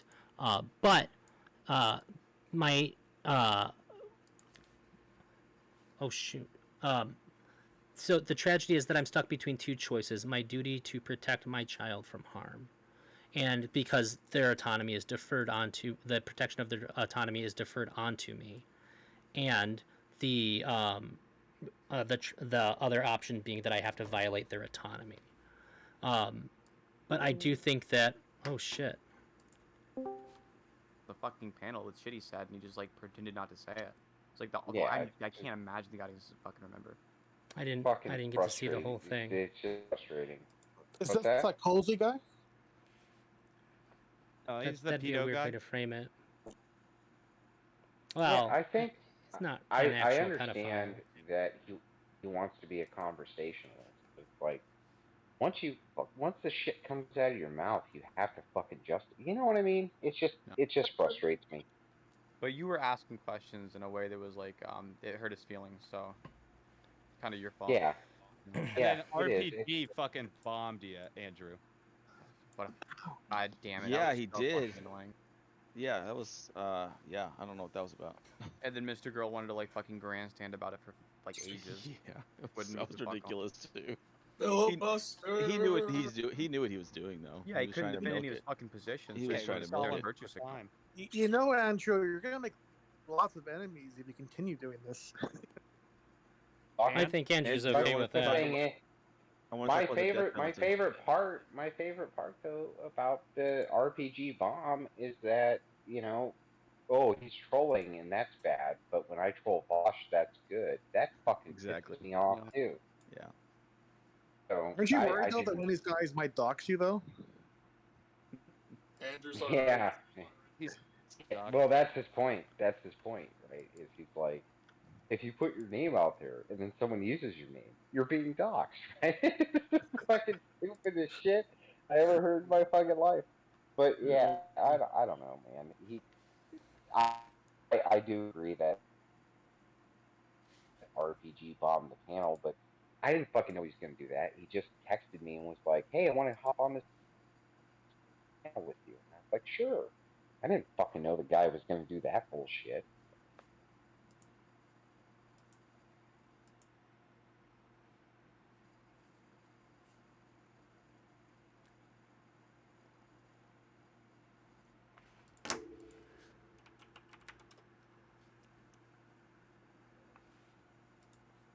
Really? How do I fucking engage with this without throwing my friend under the bus? You know, that was some bullshit. But whatever, is what it is. Can't do anything about If it the now. second question would have been good faith, the first question would have just like rolled off the back. It would have just been a funny, you know. Obviously, Yeah, she's wearing that shirt because she wants to There's get nothing I confused could do and about just it, but I think it did open up the door for me to question Mr.Girl on why it's okay for him to troll about fucking 14-year-old girls' Yeah. panties with Bosch, but not okay for him to troll about how many abortions you've had. I That's think true. That's a good fair. segue. Well, it was a good segue. it was an android's panties, not an actual girl's. To be fair, in all fairness, it wasn't a human being he was talking about. I thought he was talking about 14-year-old stripper panties. No, they were androids. No, they were androids that looked like 14-year-old girls. Talking about androids, but then he switched it over specifically to Nope. 14-year-old stripper panties. I've watched it several times. I'm a big fan They of were Mr. androids Girls. that were Well, indistinguishable I from just humans. talked to Yes. him, Is and that he right? didn't say the Drazi- word. Drazi, do you think? I just talked to the guy. He didn't mention the word android once. See, she looks like she's 12, but really she's 4,000 years old and is a Dragon witch. Molly. Hang on. Yeah, Stardust did. I think that Mr. Girl. I look. I can't speak for Mr. Girl, but generally speaking, when somebody tries to say something like that, he doesn't engage. Hey, look, man, I'm not what's trying to wrong with the defend. itty committee. All I'm saying is that what he actually said to Vaush, he was talking about an android that's indistinguishable. That's it. But I lost internet connection. I really just came back to say goodbye. If anybody wants to talk about any of that shit, I'm here. You can talk to me. I'm free most days after 5 on most weekends, unless I already have something like some other conversation going on. I'm free most of the time. All you gotta do is get a hold of me. Can I You're going to bed throw now, though, something? right? Can I throw something your way? Just as like a, it's about the abortion topic. It'll be really quick. I wrote it down. Yeah, sure. It's about the so we already talked about, you said it at 5 weeks, and we're just trying to figure out what is it between 4 and 5 that's the difference, right? We already talked about that, so we don't have to rehash it. And I think Sure. if your argument is that the brain or the thinking starts, and Consciousness, that's sure. the consciousness, whatever it is. I think you said thoughts. Is that right? Yeah, if you really had to pin me down on what forgot makes what word it was. consciousness, I would say I prefer consciousness. But if people want okay. a more elaborate definition of that, I would say like thoughts. Okay. You thoughts, said okay. 5 weeks for that? So if you say if you said that if you put it at that point, and the starting point is what you're using to get out of the comatose person, right? I think, and then you said if they're dead, they don't matter, right? Yeah. We'll give So I fucks. think- Who gives I a fuck think- about a corpse. Yeah, I think what you'll have to do to be consistent with that is to give moral weight to a dead person. Otherwise, I think Zen's gonna get you on the necrophilia. Oh no Eventually, and I think that's what No, I mean. Like, I don't think I'm there's just anything saying- morally wrong with necrophilia either. It's just gross and weird. Yeah, It's icky. It's just but I icky. think- but the problem is when someone dies, we don't know if those thoughts end or when they end, or if they come back or when they will come back. And I think that's going to be an inconsistency. That's going to be. Oh. I'm just kind of ending this to just give it to you to think about, and then you can. Sure, I don't but know if it's something you thought about before or something like that. so. well, I mean, I kind of addressed that. I said when the consciousness ends. Yeah, like I think we define dead as no longer experiencing consciousness. Do you Right, understand? but then you still have the comatose person who has no consciousness apparently, or we don't know, or it's kind of one Sorry, of those. unless there's Yeah. a situation where a dead person has come back to life, and this is something that we should be like concerned about. Like you could always come up with It some happens weird like more one often in a. than you think, actually. Yeah, there's Waking up lots of on the times. Then I autopsy would say table. that's a Mhm. mistake then.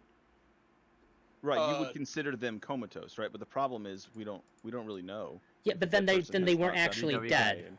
No, Right. we can definitely check for brain death. It's not comatose is not the same as brain dead. Yeah. Do you understand consciousness as neurons firing? I understand What are the consciousness mechanisms? as being able to produce thought. Okay. Right. Yeah. Well, yeah. Because that's like a. So I can, always- Because if you I can't always- produce thought, then I don't Anyway. understand what consciousness could possibly mean divorced from that. Yeah. To me, it would beg the question of what's a thought. How do we measure that? Where do you get that from? What is a thought? Is there a machine that can measure thought? Is there something So- that can? I would say we do have things that can measure thought activities, but I mean we can get really far down like presuppositionally and all that, and I would say that it's just as justifiable as anything else that we can say, but I think that Sure. Yeah. like thought predicates anything that's experienceable. So like I mean we could even go so far as to say like we don't know that we're real, right? The only thing we could ever say for certain is that something is thinking. Okay. Right. So yeah, that to me that gives argument that that life begins at conception, and that even thoughts might begin at conception, and we should protect those as if they do. I don't Yeah. think That's my.